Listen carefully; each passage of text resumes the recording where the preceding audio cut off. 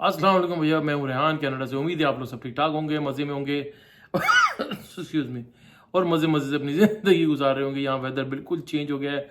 आज यकीन करें आज वेदर को जो है टोरंटो में 31 टेम्परेचर था। यहाँ पर 31 यानी कि +31 में चले गया था। जहाँ इस कंट्री में -31 जाता था, आज +31 था।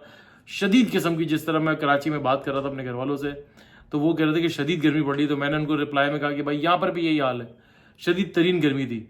एनीवे भैया, coming back to the point, सवाल ये है कि भैया बहुत से लोग सवाल करते हैं, बार बार सवाल करते हैं कि अगर हम लोग यहाँ पर विजिट वीज़े पर आ जाएं और अगर कोई काम वगैरह करना चाहें और वो काम डिले हो जाए तो क्या हमें वापस जाना पड़ेगा?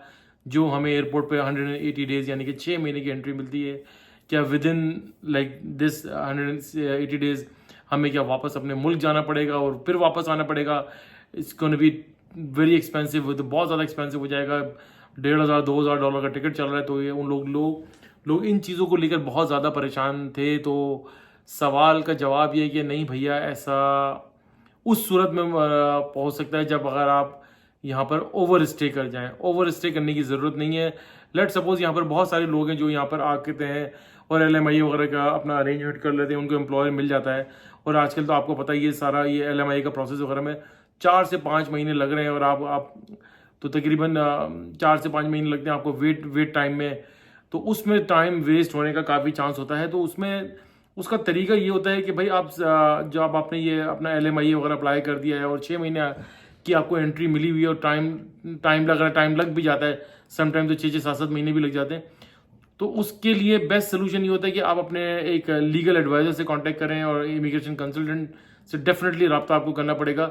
वो आपको वो आपको पूरा सिनेरियो बना के देगा कि भाई आपका केस यहाँ पर फाइल हुआ है, चूँकि आप ऑलरेडी इन प्रोसेस हैं। तो और आप विजिट के ऊपर आए हुए थे, यहाँ पर जो है आपका जो है 6 महीने की एंट्री है वो एक्सपायर हो रही है।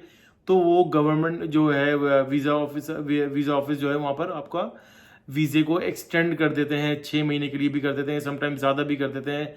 कई तो बहुत सारे ऐसे लोग हैं जो 1.5-2 साल से जो है ना अपने आप को एक्सटेंड करा के रह रहे हैं। तो बहुत सारे सर्कमस्टांसेस ऐसे बन जाते हैं आपको। लेकिन ये कि उसके लिए तरीका ये होता है कि जब आप यहाँ पे लैंड करें और आपको 6 महीने की एंट्री यहाँ पे मिल जाती है, आप अपना केस वगैरह जो भी है वो फाइल करें, बनाएं। और लेट सपोज 5 महीने आपके रहते हुए हो गए तो 30 डेज पहले, यानी कि 6 महीने गुजरने से 30 डेज पहले, यानी 5 महीने में जैसे ही लग जाए तो 30 दिन रह जाए तो आप अपने इमिग्रेशन कंसल्टेंट या लॉयर से रब्ता करें। वो आपको एक प्रोसेस आपको पूरा केस आपको बना के देगा और आपका वीज़ा एक्सटेंड करा देगा। मैंने आपको तरीका बता दिया। आप ओवर स्टे ना हो। ओवर स्टे में बड़ी कॉम्प्लिकेशन आ जाती हैं, बड़ी प्रॉब्लम आ जाती है। तो बेटर ये है कि आप अपने आपको 1 महीने का मार्जिन के ऊपर रखते हुए अपने इमिग्रेशन कंसल्टेंट या लॉयर से रब्ता करें और अपनी एक्सटेंशन को बढ़वा लें यहाँ पर, क्योंकि केसेस यहाँ पर हो जाते हैं।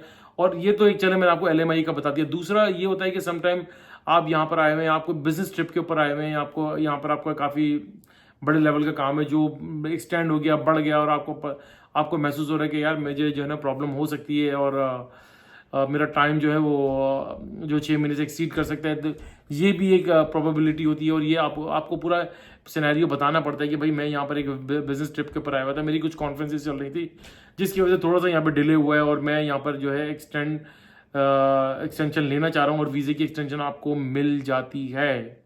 सारा प्रॉपर वे में कनाडा आपको सारा काम करके देता है। समटाइम बहुत से लोग ऐसे भी होते हैं कि जिनके पास US का भी वीज़ा होता है और वो क्या करते हैं कि भाई यहाँ पर टोरंटो के यहाँ पर बॉर्डर पे जाकर जो है बफलो और बफलो से होकर वापस आ जाते हैं, step out and step in करते हैं, उनको 6 महीने की दोबारा से एंट्री मिल जाती है। ये उन लोगों के लिए है जिन लोगों के पास US का वीज़ा है। यहाँ पे मैक्सिको नहीं, US का वीज़ा ज़्यादा बेटर होता है कि आपको अप एंड डाउन आप कर लेते हैं। लेकिन एक्सटेंशन का कोई इशू नहीं है, एक्सटेंशन हो जाती है, बिल्कुल हो जाती है। बहुत सारे केसेस में ऐसा भी होता है कि लेट सपोज आप यहाँ पर अपने किसी बहन भाई से मिलने आए हुए और वो बीमार है और उसको आपकी ज़रूरत है और आपको जो है ना वो चाह रहे हैं कि आप थोड़ा सा उनकी केयर गिविंग टेक केयर उनकी करना चाहें, तो उस बेसिस के ऊपर भी जो है आपका वीज़ा एक्सटेंड हो जाता है। तो बहुत सारी जो है सूरतें हैं जिसमें आपका वीज़ा एक्सटेंड होने के बहुत ज़्यादा चांसेस होते हैं। लोग यहाँ पर रहते हैं, अपनी चीज़ों को सीधा करने की कोशिश करते हैं और वीज़े को एक्सटेंड कराते रहते हैं। समटाइम एक बार, 2 बार, 3 बार, यानी कि 6-6 महीने की आपको जो है मिलती रहती है। उसमें ये नहीं होता कि आपका वीज़ा एक्सटेंड हो जाता है। वो जो वीज़ा आपका लगा हुआ होता है, जो आपको एंट्री 180 डेज़ की मिली हुई होती है, उससे आपको उस एंट्री को आपको है वो अनदर 6 मंथ के लिए वो एक्सटेंड कर देते हैं। ये नहीं कि अगर आपका वीज़ा 2 साल का और 2 साल के बाद आप रहना चाह रहे हैं, तो वो ऐसा कोई सिलसिला नहीं है। वो सिलसिले बनते हैं, लेकिन वो उसके लिए दूसरे से सीन्स होते हैं। लेकिन बहरहाल ये आज का टॉपिक था कि भाई वीज़ा मेरा क्या एक्सटेंड हो सकता है। बिल्कुल हो सकता है, बिल्कुल हो सकता है। LMIA का प्रोसेस चल रहा है, वर्क परमिट का आपका प्रोसेस चल रहा है, किसी भी लीगल काम में आप प्रोसेस में आए हुए हैं तो आपका वीज़े की एक्सटेंशन बिल्कुल हो सकती है। अगर आप यहाँ पर किसी मीटिंग्स में आए हुए हैं, कोई कॉन्फ्रेंसेस चल रही हैं, जिसकी वजह से आप यहाँ पर डिले हो रहे हैं, आपकी कुछ मीटिंग्स, आपके कुछ अपॉइंटमेंट्स हैं, आपके कुछ एग्रीमेंट्स हैं जो डिले हो रहे हैं, उन बेसिस के ऊपर आपका वीज़ा एक्सटेंड हो जाता है। आपका कोई रिश्तेदार, अजीज़, बहन, भाई, कोई भी यहाँ पर जो है कोई बीमार हो जाता है, तो उसकी अगर आप तीमारदारी के लिए रुकना चाह रहे हैं, उन ग्राउंड की बेसिस के ऊपर आपका वीज़ा एक्सटेंड हो जाता है। तो बहुत सारी चीज़ें ऐसी हैं कि अगर आप यहाँ पर आ रहे हैं तो पूरी तैयारी कर आएँ और ये माइंड में बना कर आए कि यार मैं अगर यहाँ पर अपना कुछ मामला करना चाह रहा हूँ तो आई कैन एक्सटेंड माई जो है वीज़ा, नहीं, मेरे अपने स्टे को मैं एक्सटेंड कर सकता हूँ। वीज़ा एक्सटेंड नहीं होगा। क्या नाम है आपका, जो है जो यहाँ पर आपका स्टे एक्सटेंड हो जाएगा। तो इन चीज़ों को, ये चीज़ें, सारी चीज़ें हो जाती हैं लीगल वे, प्रोसेस वे में हो जाती हैं। कनाडा भाई बहुत प्यारा मुल्क है, आपको अंदाज़ा नहीं है। ये आपका बहुत ख्याल रखता है, आपकी ज़रूरियात, आपकी मजबूरियात मैंने बोल दिया, आपकी मजबूरियों को समझता है।